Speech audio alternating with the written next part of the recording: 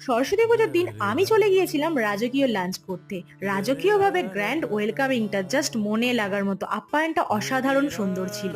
৩০০ বছরের পুরনো একটা হেরিটেজ রাজবাড়ি, যে বাড়ির প্রত্যেকটা কর্নারে রয়্যাল টাচ, প্রত্যেকটা করিডোরে রাজকীয়তার ছোঁয়া। আর হ্যাঁ, এটা কোথায়? বাওয়ালির রাজবাড়ি। এইরকম জমিদারি বাড়িতে এই ফার্স্ট টাইম আমি প্রবেশ করলাম। আর এখানে সেই জমিদারিটা না থাকলেও না, ভেতরে ঢুকে তোমাদের প্রত্যেকেরই মনে হবে সেই জমিদারি দৃশ্যপটগুলো যেন চোখের উপর ভাসছে। দীর্ঘ বড় বড় দালান, বড় বড় লন, সবটাই প্রাচীনত্বের ছোঁয়া। তারপরে চলে এসেছিলাম এই লাঞ্চের জন্য লাঞ্চ এরিয়াতে।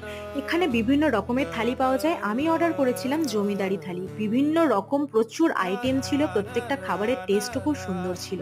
লাঞ্চ সেরেই চলে এসেছিলাম এই যে রুফটপ রয়্যাল ক্যাফেতে। এখানে আভিজাত্য ও আধুনিকতার খুবই ব্যালেন্সড ভার্সন, যেটা আমার খুব চোখে পড়েছে রাজবাড়ির মধ্যে। এখানে সন্ধ্যা আরতিটা খুব সুন্দর হয়, এটা আমার আগে জানা ছিল, কিন্তু সেই সৌভাগ্যটা না আমার হয়ে ওঠেনি। বাড়ি ফিরতেই হবে। আজকের মতো টাটা।